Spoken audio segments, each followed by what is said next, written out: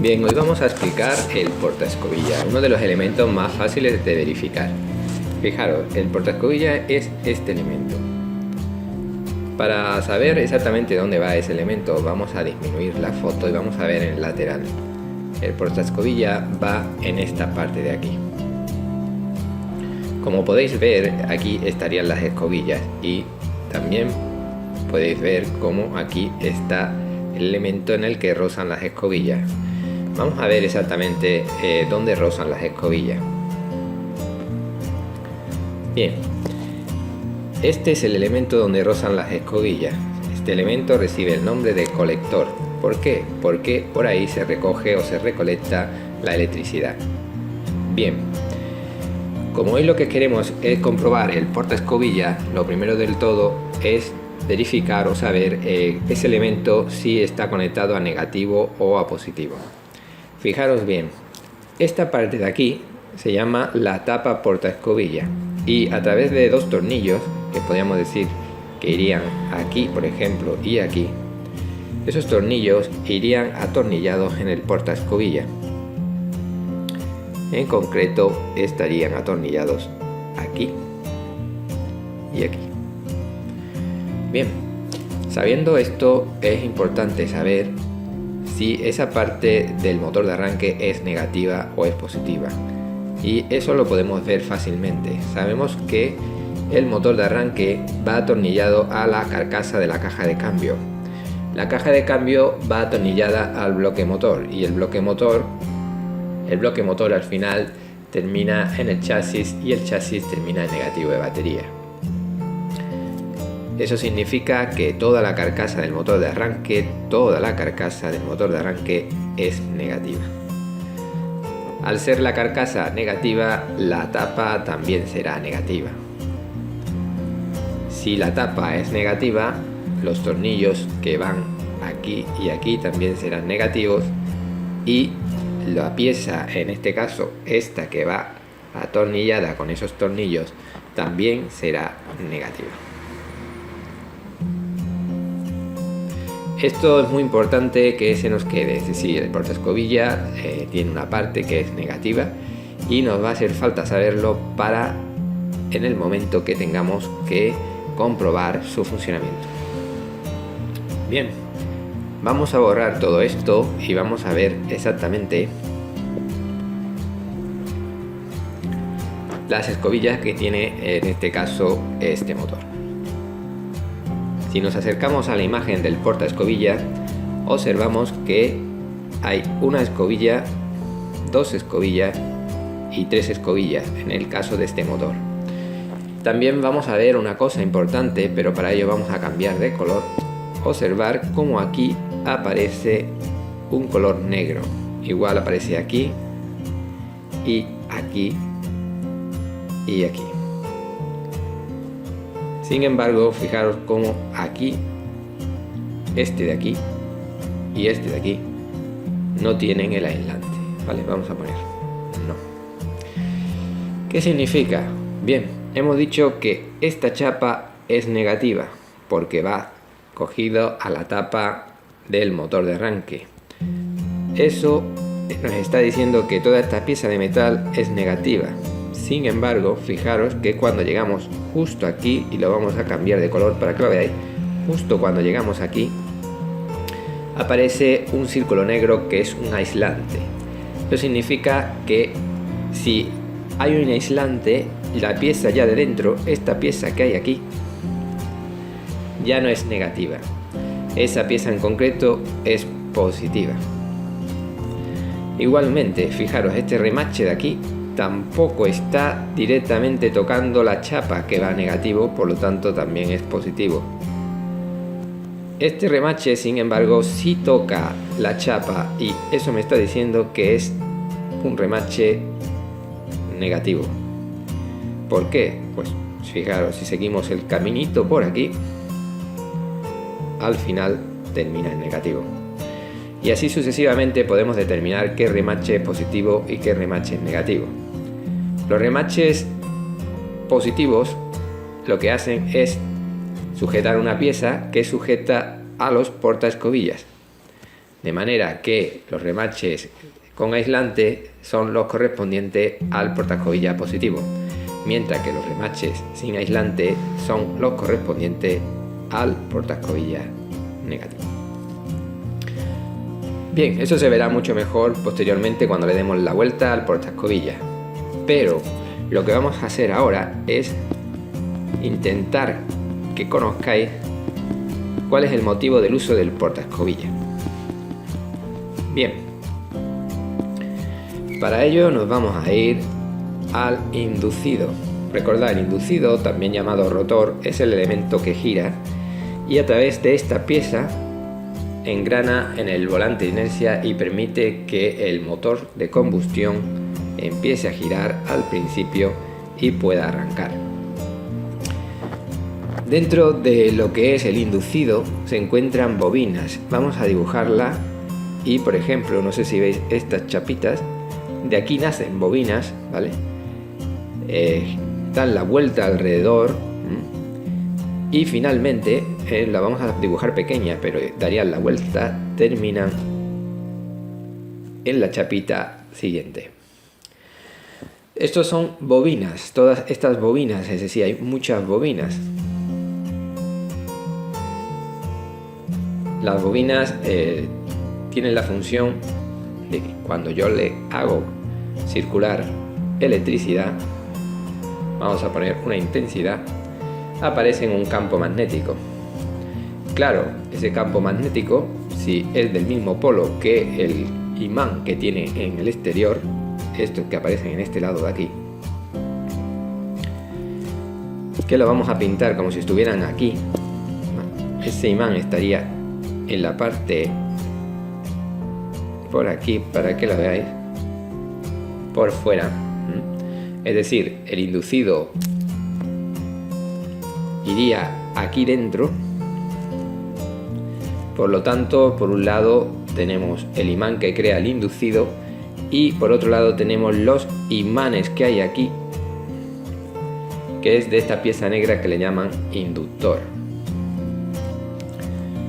Cuando el imán que tiene el elemento este que hemos dicho inducido es del mismo polo que el imán este de aquí, pues se repelen y lo que hará en este caso el inducido es intentar girar, ya que los polos son iguales. Sabemos que cuando dos imanes del mismo polo se acercan, se repelen.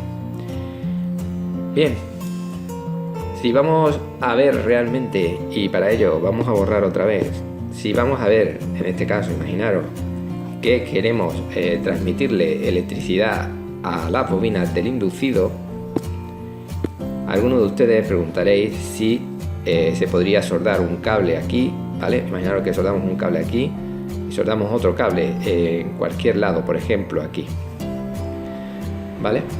Como al final esto todos son bobinas que están una al lado de otra en serie, son muchas bobinas en serie, pues la electricidad empezaría a venir por aquí y llegaría hasta aquí y empezaría a girar. Pero ¿qué ocurriría con estos dos cables? Pues que si gira el inducido, si el inducido gira, estos cables empezarían a enrollarse y llegaría un momento que ya no podría girar el inducido. Ese es el motivo por el cual no se sueldan los cables directamente a este elemento de aquí, no se sueldan. Pero ya vamos a cambiar de color, no se sueldan aquí porque los cables que irían ahí se retorcerían. La solución: utilizar las escobillas. Las escobillas, como vemos, vamos a dibujarlas en el elemento inducido, irían por aquí, sería una escobilla por ejemplo, y aquí sería otra. Aquí sería por ejemplo la escobilla positiva y aquí sería por ejemplo la escobilla negativa. ¿Qué ocurre? La electricidad entra, pasa por una bobina, ¿vale? Luego vendría otra bobina y así un conjunto de bobinas que están en serie, pasa por otra y terminaría en la escobilla, de manera que ahora sí podríamos decir que la electricidad entra por positivo va por la escobilla y así va pasando por unas y por otras, creando un campo magnético. Bien, fijaros que ahora no hay soldadura en estos puntos. Eso hace que el inducido pueda girar y sí ocurre una cosa, y es que las escobillas del roce se van desgastando, pero permite el giro del inducido y estos cables no se enrollan. Este y este ya no se enrollan, ¿vale? Ese es el motivo. Bueno, dicho eso, vamos a pasar a las comprobaciones, que son bastante fáciles, así que vamos para allá. Antes de pasar a las comprobaciones, aquí tenéis dos ejemplos de portaescobilla. En concreto, este es un portaescobilla de 1, 2, 3 y 4 escobillas, y sin embargo este de aquí tiene 1 y 2 escobillas, es decir, 4, 2. Como habéis visto antes, hay también portaescobillas de 3 escobillas, así que tampoco nos tiene que impresionar el hecho de que haya portaescobillas de 2, 3 o 4.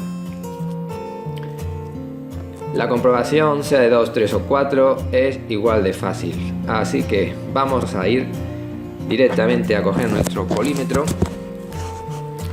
y vamos a comprobar, en este caso, dos comprobaciones del portaescobilla. Vamos con la primera. La primera comprobación, la apuntamos, es la comprobación de la continuidad del portaescobilla negativo con respecto a masa. Pues ya nos lo han dicho todo, hay que poner el polímetro en continuidad, así que movemos la ruleta, volvemos a ser igual de pesado como siempre. Lo primero del todo es preguntarse qué quiero medir, así que hay que mover la ruleta, y lo segundo es dónde coloco las pinzas. Vamos a coger el cable negro del polímetro y vamos a apuntar, vamos a ponerlo en donde pone con, porque recordar que para todas las medidas comunes siempre se pone en con. Medidas comunes significa que da igual que mida tensión, intensidad como resistencia, se pondrá en con. Saco el cable negativo y voy a tocar directamente a la chapa del portaescobilla.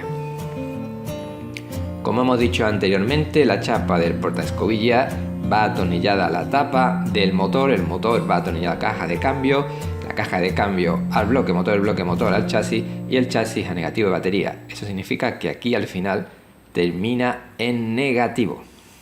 Bien, a continuación vamos a coger el cable rojo y lo que vamos a hacer es, vamos para acá, vamos a tocar este portaescobilla. Puedo tocar tanto la parte cobriza como la parte propiamente de la escobilla. Es mejor tocar directamente sobre la escobilla, pero hay veces que las escobillas están desmontadas y tendremos que tocar sobre la parte que ve cobriza. Bien, vamos a hacer un zoom y si os fijáis, esta pieza, y voy a pintarla en otro color, en verde. Esta pieza está remachada aquí, el remache sigue por esta pieza de metal que viene por aquí y termina aquí. Eso significa que va a haber unión entre el negativo y la pinza roja, lo que significa que el polímetro debería de pitar, es decir, debería de haber continuidad. Seguimos.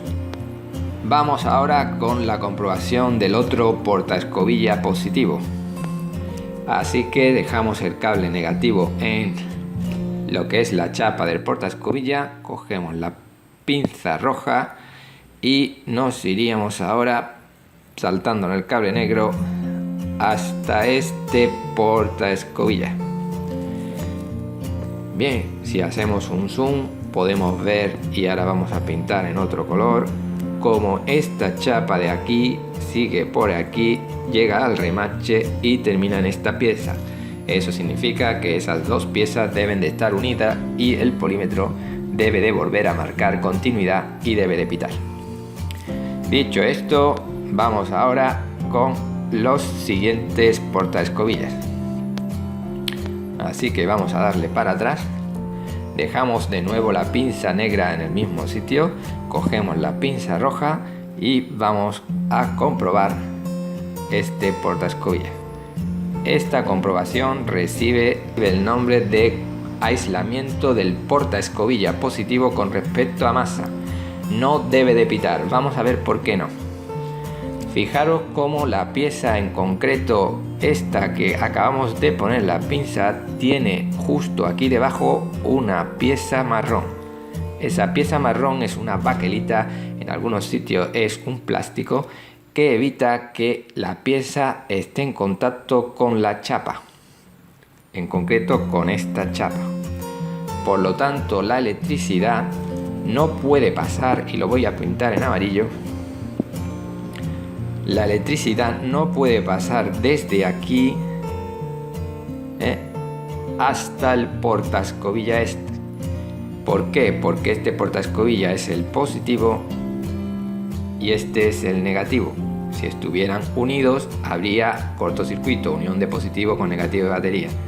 Por lo tanto, esta comprobación recibe el nombre de el aislamiento del portaescobilla positivo con respecto a masa, que es esta parte de aquí del portaescobilla. Bien, dicho eso, significaría que el polímetro en este caso no debe de pitar. Si pitara, habría un fallo en el portaescobilla. Bueno, pues ya hemos comprobado 3 portaescobillas, o también llamadas escobillas, así que vamos con el último, la última comprobación. Cogemos el rojo, que es la pinza roja, y vamos de aquí para acá y tocaremos. Ya hemos dicho que puede ser la propia escobilla o la misma pieza cobriza, y como podéis ver, este elemento también presenta aquí un aislante. Ese aislante hace que la chapa esta de aquí, que viene por aquí, que sube por aquí, que pasa por aquí, no tenga contacto este con este. No tiene contacto, si os fijáis. ¿Por qué? Porque aparece la pieza marrón que veis aquí abajo. Toda esta pieza marrón es un aislante y no permite que se conecte un portaescobilla con el otro. Vale. Bien, como podéis ver, cada uno de estos elementos, vamos a borrarlo todo para que lo podáis entender.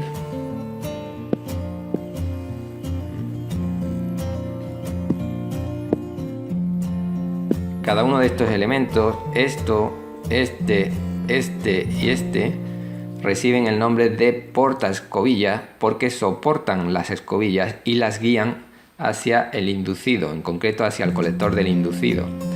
Recordar que también todo el conjunto le llaman portaescobilla porque es la suma de los 4 portaescobillas. Bien,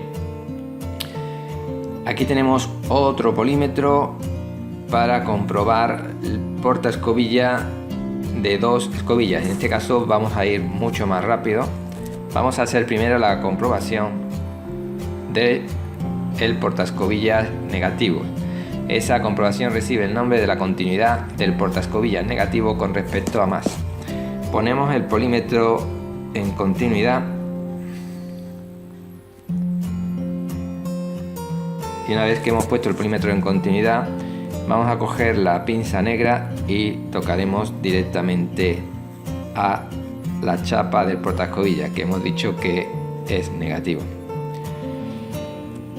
Ahora, como estamos midiendo continuidad, la pinza roja la vamos a poner, si os fijáis, la continuidad siempre lo que está midiendo y siempre aparece justo al lado de la resistencia, porque la continuidad lo que mide es que la resistencia sea aproximadamente 0.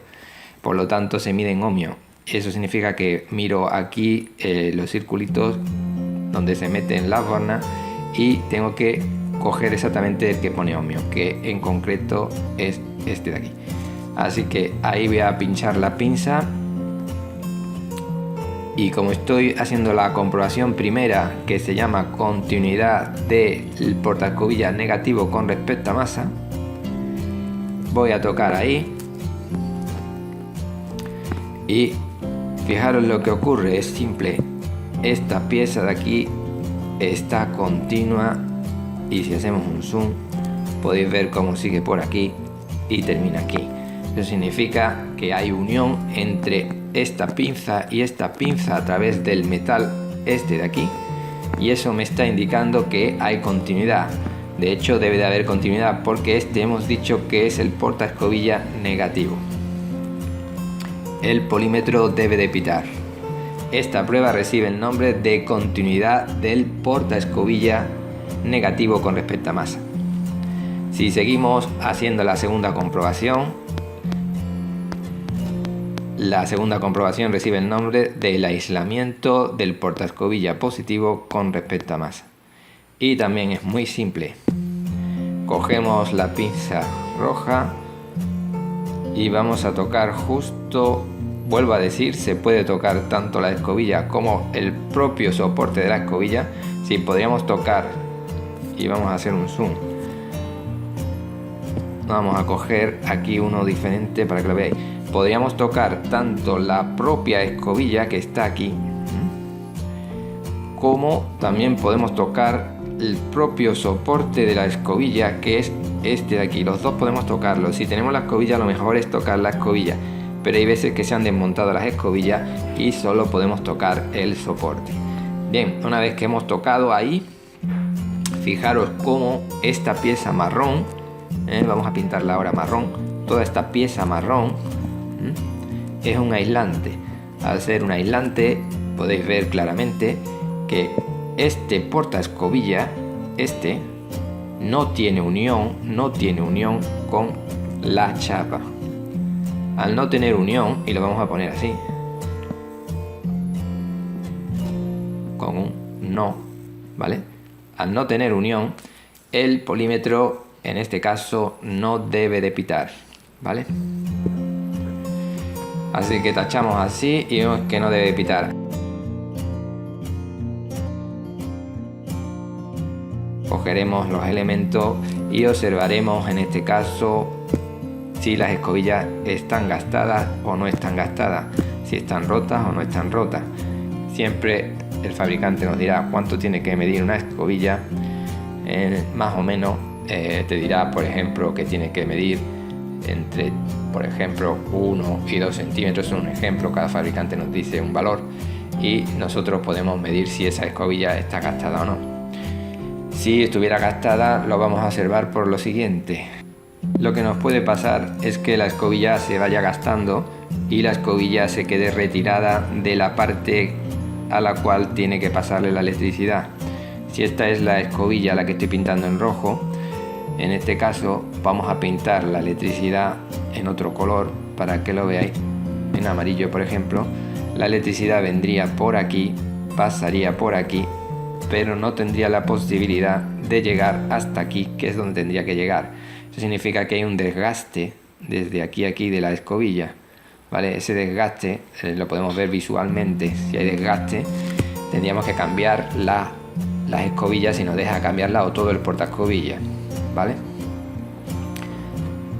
Hay veces que en algunos talleres se observa que cuando tienen dudas si el motor de arranque está estropeado o no, alrededor de este elemento empiezan a darle con un martillo golpecito, una masa. ¿Y qué ocurre? Al darle golpecito, pues la propia escobilla a veces se pega al motor de arranque por el propio golpe y permite que deje pasar la electricidad y empieza a girar el motor. Esa es una verificación que hacen en algunos talleres. Bueno, pues nada más. Si hay alguna duda, recordar que hay que preguntar.